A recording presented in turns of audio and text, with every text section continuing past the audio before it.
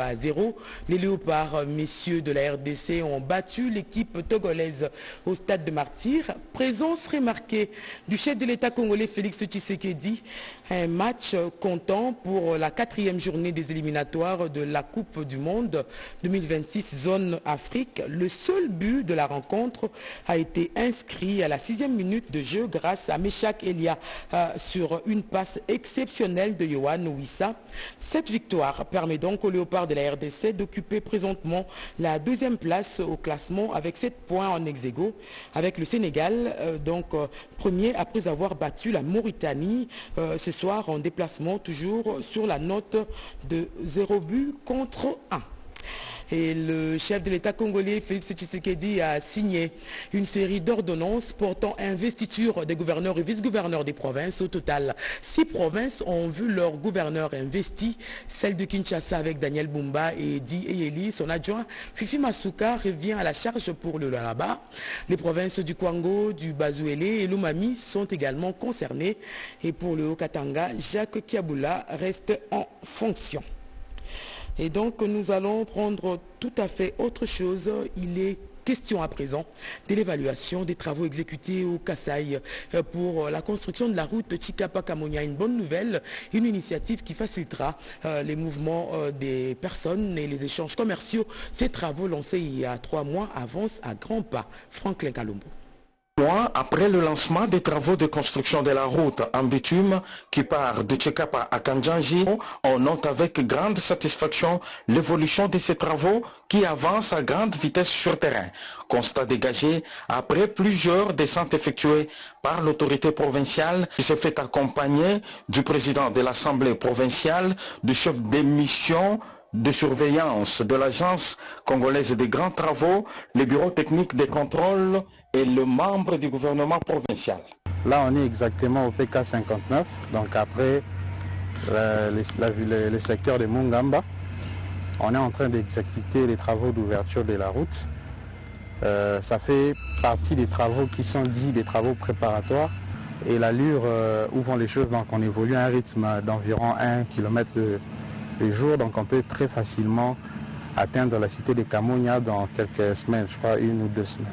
Que peut-on retenir des travaux qui sont en train d'être effectués à ce stade? Alors, ces travaux comprennent l'ouverture de la piste. Ensuite, nous allons passer au décapage. Donc, nous enlèverons la terre végétale pour permettre le trafic. Dans cette phase d'ouverture de piste est contrôlée par le bureau technique de contrôle. Cette phase consiste juste à procéder à l'ouverture de la route du PK 0 jusqu'au PK 62 dans le cadre du premier lot de ces travaux. La construction de cette route qui va relier la province du Kasaï à celle de Lunda Norte en passant par Kamonia, chef-lieu du territoire de Tchikapa et le secteur de l'Ovaluangue-Chimou est un ouf de soulagement pour la population de cette partie de la province du Kasaï. Depuis la création de notre secteur en 1941, nous n'avons jamais vécu de pareilles choses. C'est-à-dire, on manquait de quoi quitter ici pour arriver à Tchikapa pour faire même toute une journée. L'actuel régime de Fachi Béton. Précision qu'à l'heure d'aujourd'hui, le taux d'exécution des travaux d'ouverture des pistes, 14 mètres de part et d'autre, se trouve à 84%. Et un début de solution à la pénurie d'eau dans certains quartiers de Matadi au Congo central, les autorités municipales sont à pied d'œuvre pour mettre un terme à cette situation. Au quartier Ngadi, dans la commune de Mvouzi, le manque d'eau potable est parmi les problèmes qu'affronte au quotidien la population de cette entité municipale. Raison pour laquelle le gouvernement provincial du Congo central a initié un projet d'adduction en eau potable qui aboutit en séjour à l'aménagement de 2 sources d'eau dont l'inauguration est faite par Oscar Mbunga, bourgmestre de la commune de Mvouzi, en présence du représentant du gouverneur de province, coordonnateur d'études et investissements, du directeur de la société Sotave, des chefs de quartier, chefs de cellules ainsi que d'autres autorités du quartier Ngadi. Les habitants en liesse n'y tarissent pas de remerciements. Les deux sources d'eau sont situées, l'une sur avenue Paul Akambo, cellule Mbongo Ketani, et l'autre sur rue Dianonga, cellule Ndimba Momo. Grâce à ce projet, la population de cette partie de la commune de Mvouzi bénéficie désormais d'un réseau d'eau qui comprend 3 stations bornes-fontaines qui va approvisionner environ 250 ménages, soit près des TAF. La population passe moins de temps à recueillir de l'eau. Un bidon fait à peine 1 minute pour être rempli de 25 litres. C'est une avancée conséquente. Ainsi que sur l'autre site qui a presque la même configuration, toujours avec 2 points de distribution. Et c'est ce type de projet qui fait en sorte que le développement là-bas se fasse plus sereinement. Le bourgmestre Oscar Mbouinga, satisfait de cette initiative qui vient soulager la population de cette partie de sa juridiction, demande à cette dernière de bien prendre soin de cet ouvrage et émet le vœu de voir d'autres sources d'eau de son entité aménagées pour le bien-être de ses administrés. Une question écrite à l'Assemblée nationale, le député national Lotika l'adresse au directeur général de l'ASNEL. Il s'agit de la réparation de la centrale hydroélectrique de La Chopo, propos recueillis par Anim Balaka. Vous venez de déposer une question écrite adressée au directeur général de l'ASNEL. Pourquoi? Parce que le chef de l'État, président de la République, son Excellence Félix Antoine Tshisekedi, avait il y a 1 année pris une ordonnance où il a créé Frivao. Alors cet établissement public de l'État a constaté qu'à Kisangani, il n'y a pas de courant, pas du tout. Qu'est-ce qu'il a fait? Il a financé les travaux de réhabilitation de la centrale hydroélectrique de La Chopo à hauteur de 10 millions de dollars et ça fait plusieurs mois déjà. Nous aussi de notre tour, nous avons constaté que depuis tout ce temps, rien n'est fait, il n'y a pas un changement positif. Voilà pourquoi nous avons jugé utile d'actionner les moyens d'information qui est la question écrite pour qu'il nous explique d'abord, premièrement, l'utilisation de ces fonds mis à sa disposition, mais aussi et surtout, la population a besoin de savoir pourquoi pendant tous ces temps, cette centrale peine à fonctionner normalement. Nous sommes en train de faire notre travail, vous nous voyez ici avec les élus, un élu de la ville de Kisangani, mais aussi un élu du territoire de Sangui. Nous sommes de la province, de La Chopo, nous sommes en train de travailler pour cette population-là. Ce que nous venons de faire ici, ce n'est que faire le travail que la population nous a envoyé de faire. Nous sommes en train de mener des démarches ici, nous sommes en train de faire notre travail de parlementaires pour trouver solution à ces problèmes, parce que ça n'a fait que durer. Parce que ça fait plusieurs années que Kisangani est plongé dans les noirs. Voilà, on venait d'être élus, nous sommes là, c'est la première session de cette législative. Nous venons de poser une action parlementaire et nous savons qu'il y aura des retombées et que les choses vont s'améliorer.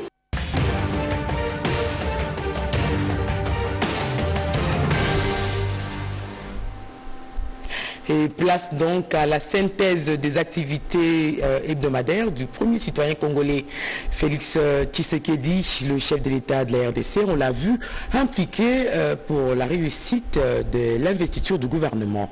C'est entre autres éléments que Kimam Moïse a sélectionné pour vous. Collaboration franche entre institutions de la République. Les présidents de 2 chambres du Parlement ont eu des entretiens tour à tour en début de semaine à la Cité de l'Union africaine avec le président de la République Félix Antoine Tshisekedi Tshilombo. Reçu le premier, Vital Kamerhe, président de l'Assemblée nationale, a rassuré que la chambre basse du Parlement est prête pour l'investiture du gouvernement de Madame le Premier ministre Judith Suminwa, qui interviendra entre le 10 et 11 juin en cours. Madame le Premier ministre sera d'abord reçue avec son programme qui sera multiplié et remis aux députés, a indiqué le président de l'Assemblée nationale. C'était ensuite au tour du président du bureau provisoire du Sénat de faire le rapport de la bonne marche de la Chambre haute du Parlement au chef de l'État. Pascal Kimbelo a déclaré que son bureau provisoire s'attelle à préparer l'élection du bureau définitif du Sénat qui devra intervenir au plus tard le 15 juin prochain, a-t-il précisé. Brazzaville, la République du Congo, va bientôt se doter d'un siège de la Commission du climat du bassin du Congo. Reçue à la Cité de l'Union africaine, la ministre congolaise chargée de l'environnement, du développement durable, Arlette Soudan Nonolt, était porteuse d'une invitation du président Denis Sassou Nguesso adressée à son homologue de la RDC Félix Antoine Tshisekedi Tshilombo pour participer à la cérémonie inaugurale de ce siège et de la radio-télévision du bassin du Congo. Détenant à elle seule plus de 62% des forêts du bassin du Congo, la République démocratique du Congo joue un grand rôle dans la conservation de la nature. La ministre congolaise a souligné l'importance de la RDC et de la République du Congo dans la régulation du climat grâce aux tourbières que détiennent les deux pays. Ancienne envoyée spéciale du chef de l'État pour la nouvelle économie du climat, la ministre déléguée près le ministère de l'Environnement, Madame Stéphanie Mbombo, a pris part à cette entrevue.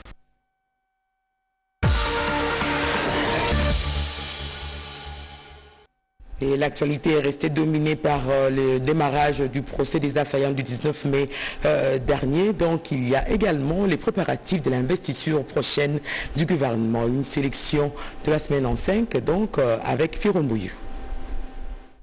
Divers sujets d'intérêt général ont marqué l'actualité nationale tout au long de la semaine qui vient de s'achever.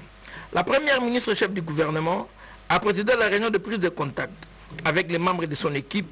Belle opportunité pour elle de leur présenter succinctement les axes phares de son programme et une feuille de route qui se greffe sur les 6 piliers du vaste et transversal projet de développement du président de la République. Intense activité professionnelle ou grande retombée parlementaire menée par les présidents de l'Assemblée nationale et les autres membres du bureau de la Chambre basse du Parlement. Parmi les dites activités, nous pouvons épingler les consultations avec plusieurs regroupements politiques et caucus de députés nationaux pour faciliter l'investiture en mode d'urgence du gouvernement dans les prochains jours, sans oublier une série d'audiences et séances de travail avec une frange de certaines forces vives du pays. À la Chambre haute du Parlement, les sénateurs de la 4e législature ont vu leur mandat être validé par la commission mise sur pied quant à ceux. C'était au cours d'une plénière présidée par les doyens d'âge du bureau provisoire, plénière au cours de laquelle les membres de ces commissions ont eu à présenter leurs rapports auprès de leurs collègues sénateurs. Ils étaient des milliers à arpenter, sillonner et prendre d'assaut les grandes artères et places publiques, tant à Kinshasa qu'au Congo profond, pour allier leurs centres. Ce sont les élèves finalistes engagés à concourir aux épreuves de l'examen national de fin d'études primaires et NAFEP.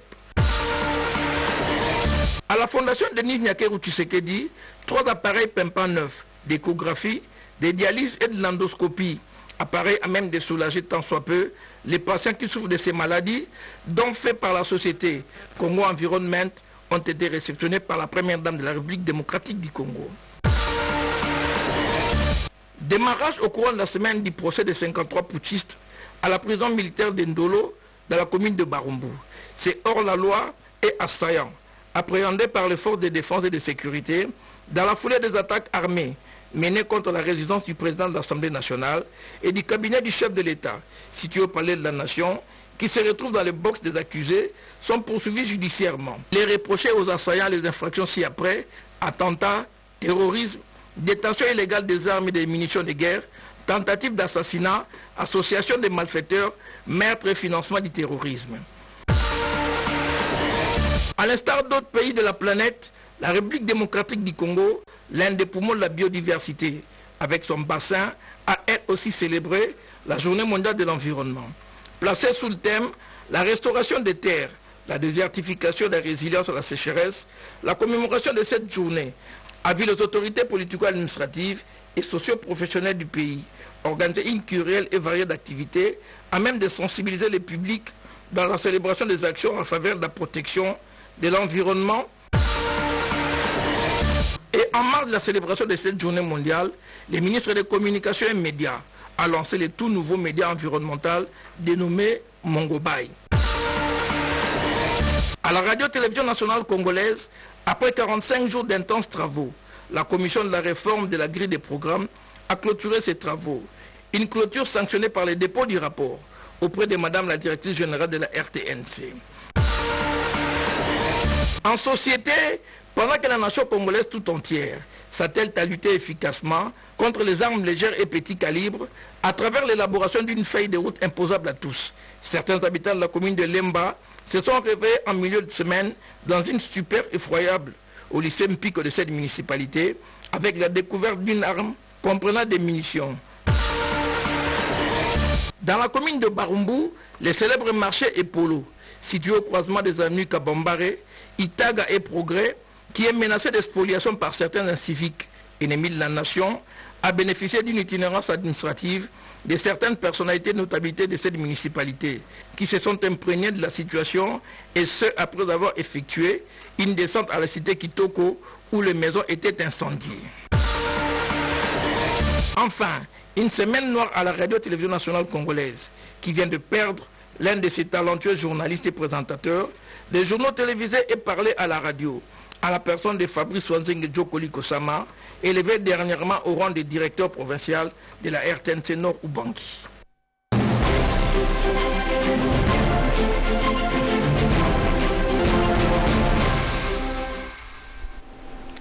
Et c'est déjà la saison sèche qui vient de commencer, vous l'avez constaté. Ce changement de climat vient ainsi avec son petit lot de soucis sanitaires. Heureusement que cela n'est pas une fatalité, il existe des précautions à prendre pour ne pas se retrouver donc malade. Dossier de Nono Mansekou. Après les fortes canicules de ces derniers temps, place à un climat frais qui correspond avec les débuts de la saison sèche. Cette saison modifie les attitudes, notamment sur les plans vestimentaires. Cette saison apporte sa cohorte des maladies qui ont un impact sur le système immunitaire. Les personnes du troisième âge et les enfants doivent se couvrir pour se protéger. Je suis habillée en tricot pour me protéger contre la poussière et le froid, afin d'éviter la grippe et le rhume. Il faut toujours se couvrir, surtout pendant le soir, genre pendant la nuit. Quand on dort, c'est là que la fraîcheur vient encore plus. Et c'est là qu'on peut attraper des maladies comme la grippe, le gine, etc. Du coup, il faut toujours se couvrir. Et surtout pour les gens malades, il faut vraiment prendre bien soin d'eux. On se couvre pendant la saison sèche parce qu'il fait très froid. D'abord, je me réveille, je chauffe mon eau chaude, puis je me lave pour ne pas attraper froid. Pour la saison sèche, l'école nous permet de porter les pulls de l'école comme ce pull. Et des fois, il y a des exceptions. Quand tu n'as pas le pull de l'école, tu peux emmener ton propre pull.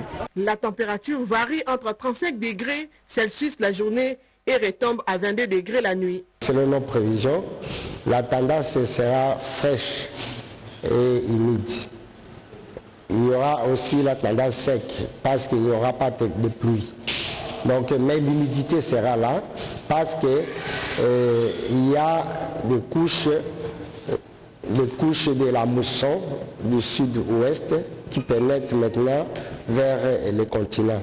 Donc, il fera frais pendant cette période, et surtout au mois de juillet où nous allons connaître encore la fraîcheur intense par rapport à actuel. Rhume, grippe, toux et conjonctivite sont fréquents en cette période de saison sèche marquée par la poussière. Quand il y a un changement de saison, il y a aussi des microbes qui vont se manifester. Et souvent, ce sont des virus qui amènent des maladies que nous appelons maladies saisonnières, dues au changement. Et ce que nous craignons plus dans ces maladies-là, elles peuvent se compliquer en d'autres pathologies. Surtout chez les enfants, ça peut se compliquer par des angines, des infections, des otites. Et la plus grande crainte, sont les maladies respiratoires. Donc les insuffisances respiratoires aiguës. Le port des habits adaptés à la saison est recommandé, mais ces habits ne sont pas à la portée de toutes les bourses. Je vends souvent les robes, mais comme c'est la saison sèche, je vends des habits lourds. Malheureusement, la vente est faible. Les dermatologues recommandent de bien soigner la peau afin de la protéger contre les intempéries.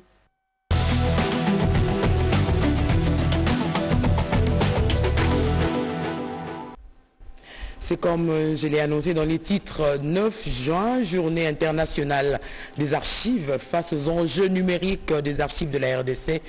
Cette année 2024, l'Institut national des archives du Congo, INACO, vient d'organiser à Kinshasa la 6e semaine internationale des archives. Commentaire, Renette Koulonga.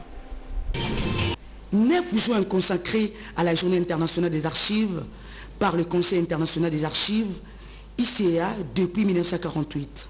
Pour cette année 2024, l'Institut national des archives du Congo, INACO, a organisé pendant 6 jours, du 3 au 8 juin, la semaine internationale des archives, avec comme thème international, Cyberarchives et national, les archives en République démocratique du Congo à l'ère du numérique. Pour nous, c'est un signal que de plus en plus, tout le monde s'intéresse à la problématique des archives, aux problèmes donc spécifiques qui se posent dans les domaines des archives. Nous voudrions que tout s'organise, que toutes les questions liées aux archives passent par l'INACO. Peu connu, nous sommes peut-être et parfois ignorés. C'est l'occasion de nous rappeler que l'INACO existe avec ses innombrables missions. Nous existons, nous sommes là pour accompagner les gouvernements qui nous considèrent d'ailleurs. Ces deux thèmes ont permis aux professionnels d'archives de la gestion des documents et de secteurs connexes tels que l'informatique et la communication à réfléchir, à débattre et à partager des connaissances au sujet de ces 3 sous-thèmes, à savoir le rôle des archives dans la gouvernance moderne, le défi et opportunité de la digitalisation des archives et enfin renforcer le réseau d'archivistes à travers les innovations. Conflit dans la partie est de la République démocratique du Congo et le Grand Bandundu. Les conséquences et les pistes de solutions, c'est le thème d'une conférence internationale tenue à Kinshasa et consacrée aux échanges de solidarité entre les participants venus des pays d'Afrique. Une organisation de l'Église du Christ au Congo. Marie-Chimène Kamoka. La situation des guerres à répétition dans l'est de la RDC et dans le Grand Bandundu, à la base des millions de cas de décès ainsi que ses effets collatéraux, préoccupe l'Église du Christ au Congo ECC qui vient d'organiser une matinée d'échange sur la question en collaboration avec la conférence des églises de toute l'Afrique CETA. Cette rencontre a offert aux participants un cadre de réflexion autour de la situation des conflits dans l'est et dans le Grand Bandundu, les conséquences et les pistes de solutions. L'objectif et pour lequel nous saluons l'Église du Christ au Congo de cette conférence, c'est pour permettre au monde entier de connaître davantage ce qui se passe en République démocratique du Congo et ne plus avoir la sourde oreille.